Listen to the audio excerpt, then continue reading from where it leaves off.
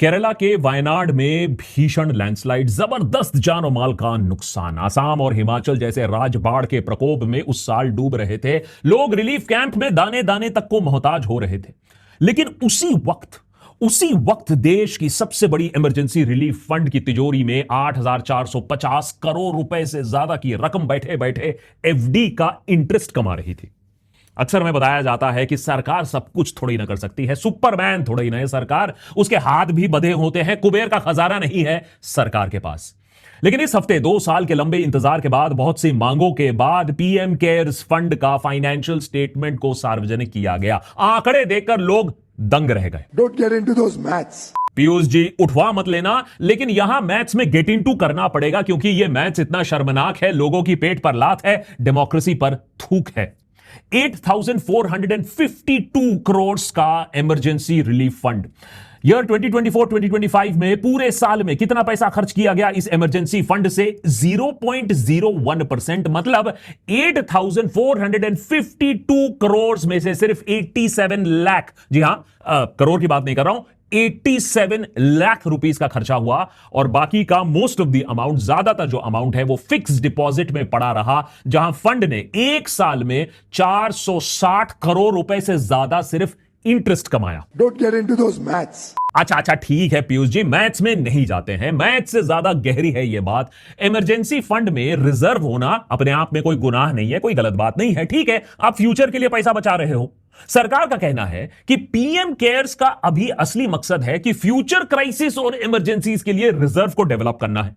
लेकिन क्या 2024-2025 में एक भी ऐसा क्राइसिस नहीं हुआ था जहां प्रधानमंत्री का मन विचलित हुआ हो, लोगों को हेल्प करने की इच्छा हुई हो? और अगर ना भी हुई हो तो पब्लिक को बताने में इतनी लाज क्यों आ रही है, इतनी देर क्यों हो रही है कि भैया फंड्स का पैसा कहां से आया, किसने कितना पैसा दिया, पैसा कहां रखा हुआ है और उस पैसे का इस्तेमाल कैसे हो रहा है?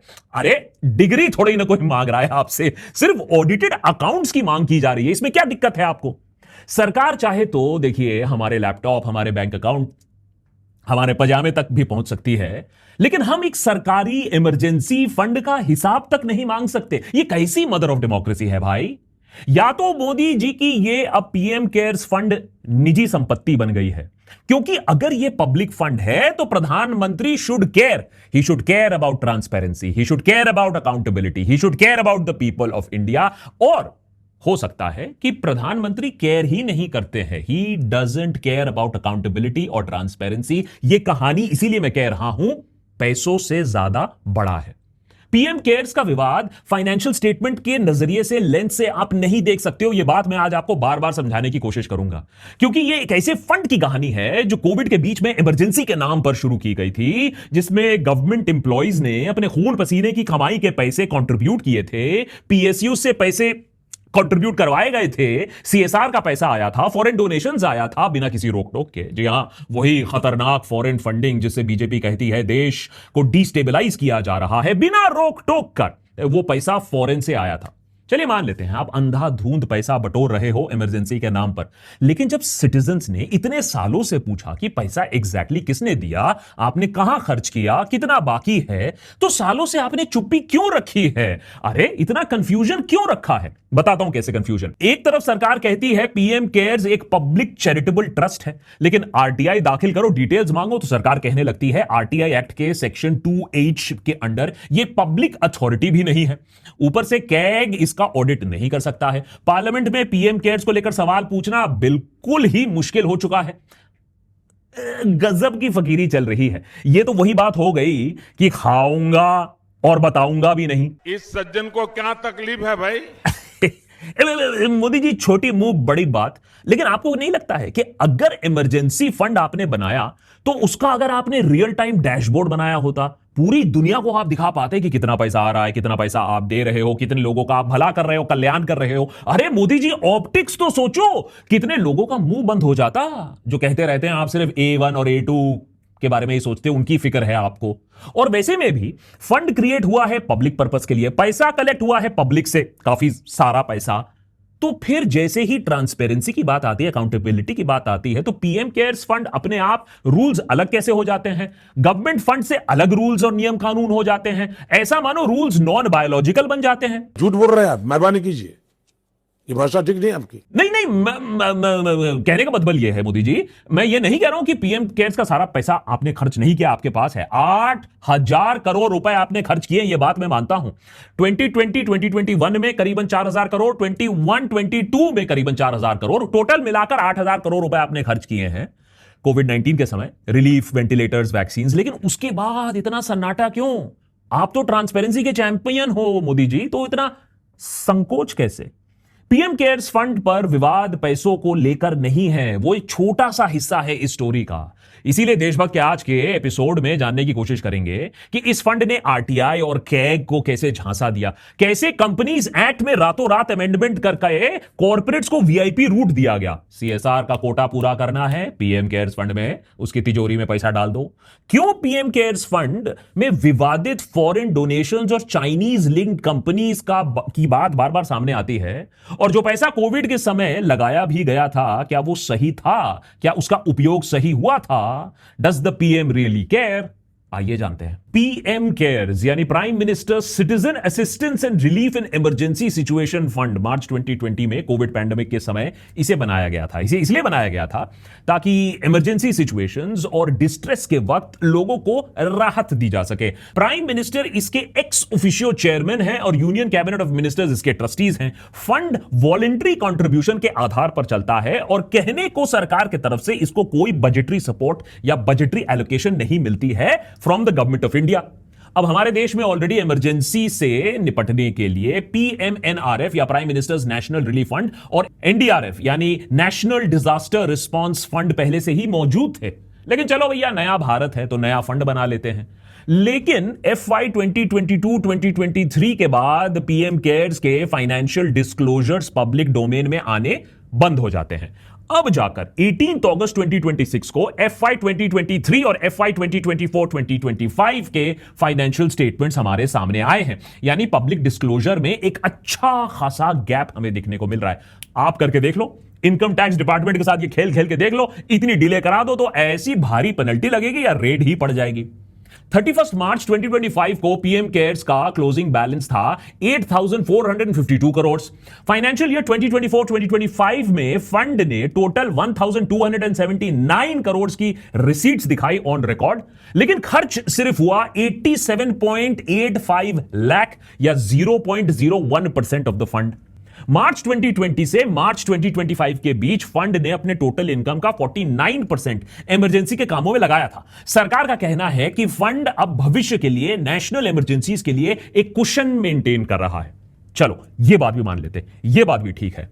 लेकिन फिर एक और नंबर सामने आता है, 324 करोड़ रुपीस। फाइनेंशियल ईयर 2024-2025 में इंप्लीमेंटिंग एजेंसीज ने रफली 324 करोड़ रुपीस के रिफंड दिए, पैसा वापस आया। पब्लिकली अवेलेबल अकाउंट्स में इस रिफंड का मोटा मोटा आंकड़ा बस मौजूद है, लेकिन किस एजेंसी से कितना रिफंड आया, किस प्रोजेक्ट से पैसा वापस आया, क्यों रिफंड आया, उसका जवाब हमारे पास ऑफिशियली नहीं है। और इसी लैक ऑफ डेटा के वजह से पीएम केयर्स हमेशा से ही विवादों में घिरा रहा है। कोविड काल में वेंटिलेटर्स, ऑक्सीजन प्लांट्स, वैक्सीन्स सबको फंड किया गया था पीएम केयर फंड से। लेकिन कुछ वेंटिलेटर्स और मेडिकल इक्विपमेंट की परफॉर्मेंस और यूटिलाइजेशन को लेकर भी कई राज्यों और अस्पतालों से कंप्लेंट्स हमारे सामने आए थे। इसीलिए 324 करोड़ का रिफंड सिर्फ पैसों के हिसाब का मामला नहीं है, यह खरीदारी की जांच और जवाबदेही पर भी एक सवाल बनाता है कि अकाउंटेबिलिटी होनी चाहिए, किस तरीके से यह पैसा खर्च किया गया था। कहीं आपस में कोई डीलिंग तो यहां नहीं हो रही थी, कोई अफसर इसमें इन्वॉल्व तो नहीं था। लेकिन आजकल तो आप जानते हो सवाल पूछना कितना खतरनाक हो गया है। फिर आता है पीएम केयर्स फॉर चिल्ड्रन। सरकार ने कोविड के दौरान अनाथ बच्चों के लिए एनुअल 20,000 रुपए की स्कॉलरशिप सपोर्ट का प्रावधान किया था। अब अवेलेबल डेटा के हिसाब से 3,383 बच्चों को 2024-2025 में बेनिफिशियरीज बताया गया है। अब अगर आंकड़ा लगाओगे इसके हिसाब से 6.76 करोड़ रुपीस खर्च होने चाहिए थे इन बच्चों के ऊपर। लेकिन अगर पीएम केयर्स अकाउंट आप खंगालोगे, जो आपके पास छोटा सा डेटा है, उसमें यह दिखाता है कि चिल्ड्रन स्कीम को रिलीज किया अमाउंट सिर्फ 87.85 लाख है। मतलब कि सिंपल भाषा में पीएम केयर्स फंड के अंडर एक स्कीम पर पैसा खर्च किएगा था, एक, और वो भी पूरा नहीं दिख रहा है। अब मैं आशा कर रहा हूं कि मैं गलत हूं, फॉर वंस हम होप कर रहे हैं देशभक्त पर कि हम गलत हैं, कहीं और ये आंकड़े हैं, बच्चों को कहीं ना कहीं से ये स्कॉलरशिप अमाउंट मिली है। लेकिन जब डेटा आधा होता है या डेटा गायब होता है तो हमारे पास भी जवाब नहीं है कि किस तरीके से इन बच्चों को सपोर्ट किया जा रहा है। 8,452 करोड़ का फंड, 7,847 उसमें से एफडी में लॉक, एक साल में 87.85 लाख का एक्सपेंडिचर और उसके ऊपर 324 करोड़ रुपीस का रिफंड भी। अब फाइनेंशियल स्टेटमेंट्स में पैसा कहां से आया, कहां खर्च किया गया, डिटेल्ड हिसाब पब्लिक को नहीं दिया गया है। तो फंड का एक्चुअल पर्पस क्या है? सवाल तो बनता है कि इस झोले वाले फकीर के झोले में है क्या, मंशा क्या है? अगर यह पैसा आम जनता के लिए है तो जनता को इस फंड के बारे में जानने से क्यों रोका जा रहा है, यह जानने की कोशिश करते हैं। पीएम केयर्स फंड की कंट्रोवर्सी एक्चुअली फंडिंग की नहीं है, उससे ज्यादा गहरी है, दिलचस्प है। प्रधानमंत्री की अकाउंटेबिलिटी का यहां सवाल है। समझाता हूं कैसे। सबसे पहले तो इस सवाल का जवाब दीजिए कि फंड बना क्यों? Prime ministers national relief fund और नेशनल डिजास्टर रिस्पांस फंड या एनडीआरएफ होने के बावजूद इसे बनाया क्यों गया? याद रहे, नया फंड बनाने में अपने आप में कोई इलीगैलिटी नहीं है, कोई घोटाला नहीं है। घोटाला है कि फंड चल कैसे रहा है। नागरिकों ने आरटीआई के जरिए पीएम केयर्स के donor, expenditure, decision making process से जुड़ी जानकारी मांगने की कोशिश की। सरकार का पोजीशन एक ही रहा है इतने सालों से कि पीएम केयर्स आरटीआई एक्ट के सेक्शन 2H के अंडर पब्लिक अथॉरिटी, आप उसे नहीं मान सकते हो। गवर्नमेंट कंट्रोल्ड आप उसे नहीं मान सकते हो। सत्यानाश, गवर्नमेंट कंट्रोल्ड नहीं है पीएम केयर्स फंड, लेकिन पीएम खुद उसके चेयरमैन है। यूनियन कैबिनेट मिनिस्टर्स ट्रस्टीज हैं। पीएमओ ऑफिशियल्स फंड को मैनेज करते हैं और गवर्नमेंट एम्प्लॉइज और पीएसयूज के कंट्रीब्यूशन से फंड में पैसा आया है। इसके बाद भी यह प्राइवेट है। ठीक है, किसी महान इंसान ने जैसा कहा है, हिपोक्रेसी की भी सीमा होती है। लीगल पैतड़े जो भी हो, सवाल सिंपल है, पब्लिक पर्पस के लिए बनाया गया फंड पब्लिक स्क्रूटनी से बाहर कैसे हो सकता है? भाई जवाबदेही तो बनती है। अब ये कोई राष्ट्र सुरक्षा का मुद्दा तो है नहीं कि धुरंधर को किसी को पैसे देने हैं, पाकिस्तान पर हमला करना है। पीएम केयर फंड का audit independent chartered accountant firm करते हैं, तो उसके बारे में भी आपको कुछ ज्यादा पता नहीं है।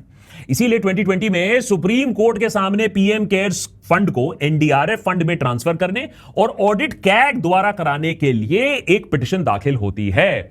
लेकिन अनफॉर्चुनेटली सुप्रीम कोर्ट ने ऐसा नहीं समझा। सुप्रीम कोर्ट ने कहा नहीं, ऐसा कोई ऑडिट नहीं होगा और पीएम केयर्स फंड को वैसे ही उसी जगह पर रखा गया। अब नतीजा क्या हुआ? नतीजा यह हुआ कि पीएम केयर्स की फाइनेंशियल स्टेटमेंट जब बाहर आती है तो ऑडिटर तक का नाम हमें नहीं पता चलता है, स्टैंपिंग नहीं होती है। इस फाइनेंशियल स्टेटमेंट में opening balance, donation, interest, refund, payment, closing balance जैसे ब्रॉड फिगर्स मिलते हैं, लेकिन कौन सी एजेंसी का अस्पताल, पैसा कहां गया, रिफंड्स किस अस्पताल, किस एजेंसी से आए, ऑडिटर्स ने ऑब्जर्वेशंस अपनी क्या रखी हैं, ये सारे के सारे डिटेल्स मिसिंग है। आप संसद तक में ये सारे सवाल नहीं उठा सकते हो। मोदी सरकार का कहना है कि यह पैसा पीएम केयर्स में वॉलेंट्री कंट्रीब्यूशन से आता है, कंसोलिडेटेड फंड ऑफ इंडिया से नहीं आता है। ठीक है, मान लेते हैं, लीगैलिटी तो यही है। लेकिन यह फंड तो नेशनल इमरजेंसीज के नाम पर ऑपरेट किया जाता है, तो पार्लियामेंट में उसके फंक्शनिंग पर तो मीनिंगफुल सवाल पूछने का स्कोप आराम से बनता है। तो सवाल क्यों नहीं अलाउड होता है? आरटीआई नहीं, कैग नहीं, पार्लियामेंट्री स्क्रूटनी नहीं, अच्छे दिन तो लगता है सरकार के आ ही गए। इसी लैक ऑफ अकाउंटेबिलिटी के चलते भगवान श्री राम के घर में भी इतनी बुरी तरीके से चोरी हो गई और आज भी कोई ऊंचे पद पर अफसर, उसको सजा ना मिली, किसी को जेल नहीं हुआ। क्या वही काम यहां भी हो रहा है? सरकार इतना छुप छुप कर क्यों चल रही है? आंकड़े छुपा क्यों रही है? इस फंड में जो पैसा गया वो आम सरकारी कर्मचारियों की सैलरी से ऑटो डेबिट हुआ था। पीएसयू के जेब से हजारों करोड़ रुपए यहां गए थे। कॉर्पोरेट्स के लिए रातों रात कंपनीज एक्ट मॉडिफाई किया गया था, सीएसआर एक्सप्रेस हाईवे बनाया गया था। उधर देश के आप एनजीओज की अगर हम बात करें तो कड़े एफसीआरए नियम लगा दिए गए हैं और वो नियम तोड़ने पर सरकार आपकी भी तोड़ेगी। लेकिन यहां देखिए वीआईपी एग्जेम्पशन मिल रहा है। एक तरफ चाइना को लाल आंख दिखाया जा रहा है और दूसरी तरफ टिकटॉक और शाओमी जैसे चाइनीज ब्रांड का पैसा इमरजेंसी फंड में आने की बात की जा रही है।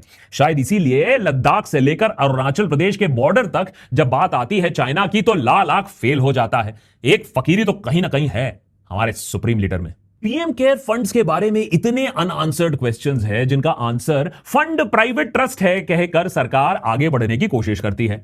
और पीएम केयर्स का सबसे इंटरेस्टिंग कॉन्ट्रडिक्शन भी यही है कि फंड की आइडेंटिटी पब्लिक, फंड के बड़े पैमाने पर पब्लिक फंडिंग है, लेकिन अकाउंटेबिलिटी फ्रेमवर्क, अकाउंटेबिलिटी स्ट्रक्चर जो ढांचा है वो प्राइवेट बन जाता है।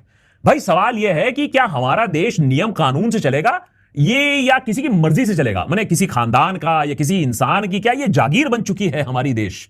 फिर ये कैसे संभव है? आप खुद ही बताइए कि एक प्राइवेट फंड आप जिसे कह रहे हो वो चला रहा है खुद प्रधानमंत्री, चेयरमैन बैठा पड़ा हुआ है उसका, यूनियन कैबिनेट मिनिस्टर्स ट्रस्टीज हैं, पीएमओ ऑफिशियल्स उसके एडमिनिस्ट्रेटर्स हैं, सारे लोग इन्वॉल्व हैं, गवर्नमेंट पीएसयू से पैसा आया है, सीएसआर मनी आया है पीएसयू से। तो स्पेशल कहां से एलिजिबिलिटी बन जाती है, एग्जेम्पशन कहां से बन जाती है? जब आरटीआई के थ्रू इंफॉर्मेशन मांगा जाता है तो सरकार कहती है कि पीएम केयर्स तो पब्लिक अथॉरिटी है ही नहीं। जब कैग ऑडिट का सवाल आया तो बोला गया कैग स्क्रूटनी का मैकेनिज्म नहीं हो सकता है। जब पार्लियामेंट में सवाल पूछे गए तो कहा कि अरे ये तो वॉलंटरी कंट्रीब्यूशन है, पैसा कंसोलिडेटेड फंड ऑफ इंडिया से थोड़ी ना आता, आप सवाल कैसे पूछ सकते हो? लेकिन अभी जो भी डेटा हमारे सामने है वो दिखाता है कि 8,000 करोड़ के करीब का एक फंड है और उसका यूटिलाइजेशन बहुत ही ओपेक तरीके से हुआ है, ट्रांसपेरेंसी नहीं है, लिमिटेड डेटा है हमारे पास। और वो जो फ्रेमवर्क पर सवाल है वो तो ऑब्वियसली काफी गहरे सवाल है। अब गहरे क्यों? क्योंकि लोकतंत्र में एक फर्क हमें समझना बहुत जरूरी हो चुका है। कोई चीज जो इलीगल ना हो, और मैं ये नहीं कह रहा हूं कि पीएम केयर्स फंड इलीगल है, बिल्कुल लीगल है, लेकिन कोई चीज इलीगल ना होकर भी उसे पब्लिकली अकाउंटेबल होना पड़ता है। क्या PM cares fund publicly accountable है? गवर्नमेंट किसी फंड को लीगली क्रिएट कर सकती है, मैं मान सकता हूं, उसके रूल्स को लीगली डिफाइन कर सकती है, यह भी मान सकता हूं, लीगल टेक्निकलिटीज पर कह सकती है इसका ऑडिट यहां से नहीं होगा, वहां से नहीं होगा, कैग से नहीं होगा, हम खुद कराएंगे। लेकिन इसका मतलब यह नहीं है that it is totally transparent या लोगों को उस पर सवाल नहीं उठाना चाहिए। अगर सिटीजंस को basic financial decision, donors, beneficiaries के बारे में नहीं बता रहे हो, इसका मतलब है कि कुछ गड़बड़ है। तो जो सिस्टम पर जनता का जो भरोसा होता है, जब आप ऐसी चीजें छुपाते हो तो वो भरोसा टूटने लगता है, जो सोशल कॉन्ट्रैक्ट होता है वो टूटने लगता है। और उसके बाद सरकार सोचती है कि इतने बड़े पैमाने पर विरोध प्रदर्शन क्यों हो रहा है, लोग सड़कों पर क्यों आ रहे हैं? क्योंकि आप पर विश्वास टूट रहा है। तो सोल्यूशन क्या है इसका? मेरा खुद का ख्याल है कि फंड आप बंद भी मत करिए, चलेगा, कोई बंद करने की जरूरत नहीं है, मत ट्रांसफर करिए, लेकिन ट्रांसपेरेंसी आपको जरूर लाना होगा। बहुत ही लुका छुपी सालों से हो चुकी है, किसने पैसा दिया, कहां पैसा खर्च हुआ, रिफंड कहां से आया, क्यों आया, इतने चीजों के बारे में आप इनको छुपा नहीं सकते हो। तो पूरा माइन्यूट डेटा पब्लिक डोमेन में आप रखो और उसके बाद कैग द्वारा आप इसका पूरा का ऑडिट कराओ। कागज, जो सरकार का फेवरेट लाइन है ना, अगर आपने कुछ गलत नहीं किया है तो दिखाइए, इसमें शर्माने की क्या बात है? If you have not done anything wrong you should not be scared. मेरा सवाल मोदी जी से भी यही है, आपने कुछ गलत नहीं किया तो दिखाइए कागज, रखिए सारा डेटा पब्लिकली, और उसके बाद कैग या कोई इक्वली इंडिपेंडेंट बॉडी उसको फुल्ली स्क्रूटनाइज करे। और हो सकता है कि मोदी जी ने बहुत अच्छा काम किया हो इतने सालों से, हमें पता ही नहीं चला होगा, वो सीक्रेटली इतना अच्छा काम कर रहे थे, और डेटा हमें बता देगी कि कितना अच्छा काम कर रहे थे, पूरी दुनिया में उनका जय जयकार होगा और ज्यादा प्रसिद्ध और पॉपुलर मंत्री बन जाएंगे। लेकिन इस तरीके से छुपा कर काम नहीं हो सकता है। मैं अंत में फिर से दोहराना चाहूंगा कि यह मुद्दा 8,452 करोड़ रुपीस का नहीं है। सवाल यह है कि इससे जो जुड़ा पब्लिक ट्रस्ट का मामला है, so it is not about the money, it is the public trust. जब एक फंड नेशनल इमरजेंसी के नाम पर सिटीजंस के पैसे कलेक्ट करती है तो उस फंड को सिटीजंस के सवालों का जवाब देना होगा। ये जो अकाउंट्स है सिटीजंस के सामने आने होंगे। अगर पीएम केयर्स वाकई में जनता की भलाई के लिए बनाया गया है तो फिर जनता की आंखों के ऊपर इस तरीके का पर्दा क्यों? या फिर यह हो सकता है मोदी जी ने पब्लिक अकाउंटेबिलिटी को आजकल ऑप्शनल बना दिया है, या ये वो सोच बैठे हैं कि वो सवालों के दायरे से अब ऊपर उठ चुके हैं। शायद इसीलिए पीएम जस्ट डजंट केयर। आपको क्या लगता है? कमेंट्स में जरूर लिख के बताइएगा, और आगे क्या होना चाहिए पीएम केयर्स के साथ वो जरूर लिख के बताइएगा। कमेंट शुरू करिएगा पीएम लिखकर। मैं जानना चाहूंगा कि आप इसके बारे में क्या सोचते हो।